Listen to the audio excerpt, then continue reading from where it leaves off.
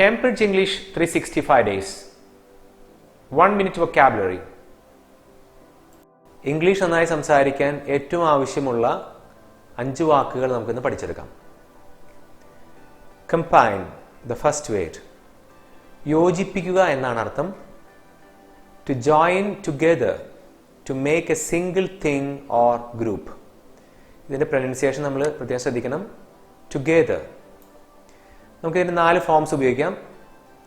Combine, combined, combined, combining. ഇനി നമ്മൾ കാണാൻ പോകുന്നത് ഒരു ഇംപെരേറ്റീവ് സെന്റൻസ് ആണ്. ഇൻസ്ട്രക്ഷൻസ് കൊടുക്കാൻ വേണ്ടിയിട്ടാണ് ഇത്തരം സെന്റൻസുകൾ ഉപയോഗിക്കുക. അപ്പോൾ ഗ്രാമർ ഐഡിയയും കൂടിയും നമ്മൾ ഈ സെന്റൻസുകളിൽ ഈ വീഡിയോസിൽ ഉൾപ്പെടുത്തിയിട്ടുണ്ട്. വൊക്കാബുലറി പഠിക്കുകയും ചെയ്യാം, ഗ്രാമർ ഐഡിയാസ് മനസ്സിലാക്കുകയും ചെയ്യാം. Combine all the ingredients in A bowl. എല്ലാ ചേരുവകളും ഒരു പാത്രത്തിൽ യോജിപ്പിക്കൂ എന്നാണ് ഒരു ഇൻസ്ട്രക്ഷൻ നൽകുന്ന ഒരു സെന്റൻസ് ആണത്. ഇംപെരേറ്റീവ് സെന്റൻസ് ആണ്. The second word is comfort. ആശ്വസിപ്പിക്കുക എന്നാണ് അർത്ഥം.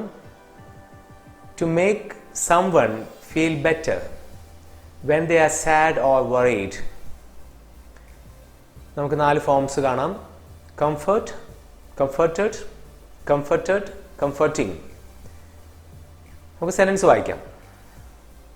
The victim's widow was being comforted by family and friends. ഇതൊരു പാസീവ് വോയിസ് സെന്റൻസ് ആണ്. പാസീവ് വോയിസ് എങ്ങനെ ഉപയോഗിക്കാം എന്ന് കൃത്യമായ വീഡിയോ നമ്മൾ അപ്ലോഡ് ചെയ്തിട്ടുണ്ട്. ഇംഗ്ലീഷ് ഗ്രാമർ ഇൻ മലയാളം എന്ന പ്ലേലിസ്റ്റ് നോക്കുകയാണെങ്കിൽ നമുക്കത് കാണാൻ സാധിക്കും. അപ്പോൾ നമ്മൾ വീഡിയോസ് ഗ്രാമർ ക്ലാസ്സസും നമുക്ക് കാണണം. അതുപോലെ തന്നെ ഏറ്റവും ഇമ്പോർട്ടൻസ് ഉള്ള ഇത്തരം വാക്കുകളും നമ്മൾ പഠിച്ചെടുക്കണം. നമുക്കതിൻ്റെ മീനിങ് നോക്കാം. വിക്ടിം എന്നാൽ A person who has been attacked, injured or killed എന്നാണ് അർത്ഥം. അതായത് ഇര എന്നർത്ഥം. ഇപ്പോൾ നമ്മളിവിടെ ഉദ്ദേശിക്കുന്നത് ഇരയുടെ വിധവ. പാസീവ് വോയിസ് സെന്റൻസ് ആണിത്. ഇരയുടെ വിധവ കുടുംബാംഗങ്ങളാലും കൂട്ടുകാരാലും ആശ്വസിപ്പിക്കപ്പെടുകയായിരുന്നു എന്നാണ് അർത്ഥം. അപ്പോൾ ഒരു പാസ്റ്റ് കണ്ടിന്യൂസ് ഫോമാണ് നമ്മളോട് ഉപയോഗിച്ചിരിക്കുന്നത്. നമുക്ക് ഇതിൽ കുറച്ച് വേണമെങ്കിൽ ആഡ് ചെയ്യാം. The victim's widow was being comforted by family and friends when we reached there. ഞങ്ങൾ അവിടെ എത്തിയ സമയത്ത് കുടുംബാംഗങ്ങളും ഫ്രണ്ട്സും ഇരയുടെ വിധവയെ ആശ്വസിപ്പിക്കുകയായിരുന്നു എന്നാണ് ആ സെന്റൻസിന്റെ അർത്ഥം വരാം. അപ്പോൾ ഇവിടെ വിക്ടിംസ് വിഡോ എന്നത് ഒബ്ജക്റ്റ് ആയതുകൊണ്ടാണ് ഇവിടെ പാസീവ് വോയിസ് ഉപയോഗിച്ചത്. ആക്റ്റീവ് വോയിസും പാസീവ് വോയിസും ഡിഫറൻസും ഒക്കെ നമ്മൾ വീഡിയോ അപ്ലോഡ് ചെയ്തിട്ടുണ്ട്. നിങ്ങൾ കണ്ടുകഴിഞ്ഞാൽ നിങ്ങൾക്കത് മനസ്സിലാക്കാൻ പറ്റുന്നതായിരിക്കും.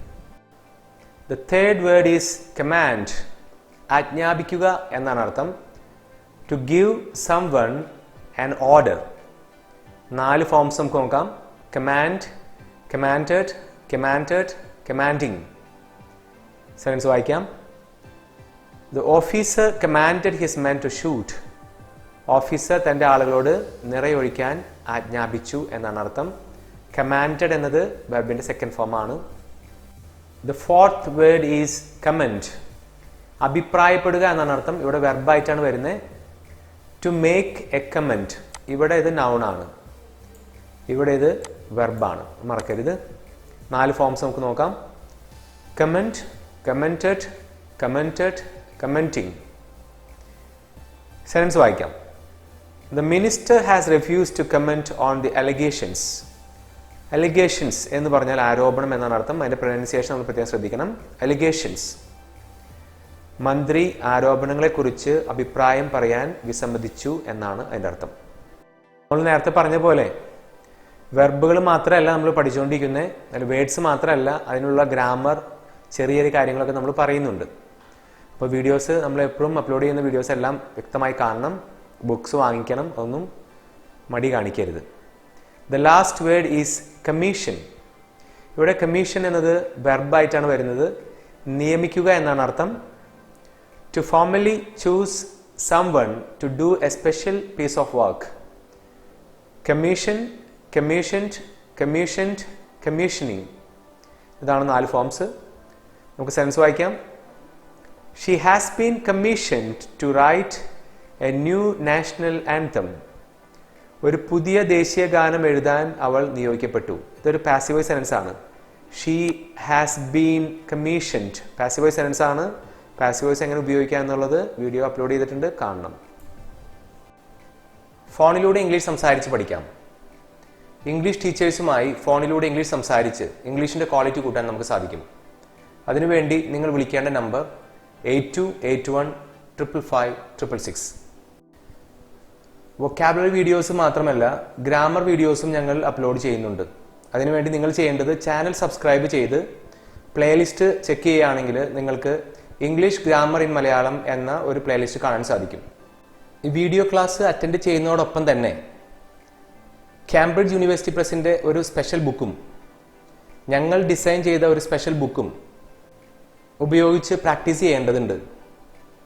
അപ്പോൾ ആ ബുക്ക് ലഭിക്കുന്നതിന് വേണ്ടി നിങ്ങൾ ചെയ്യേണ്ടത് 550 രൂപ ഞങ്ങളുടെ അക്കൗണ്ടിലേക്ക് ട്രാൻസ്ഫർ ചെയ്യണം. കൊറിയറായിട്ട് ഞങ്ങൾ ഈ ബുക്ക് നിങ്ങൾക്ക് അയച്ചു തരുന്നതായിരിക്കും.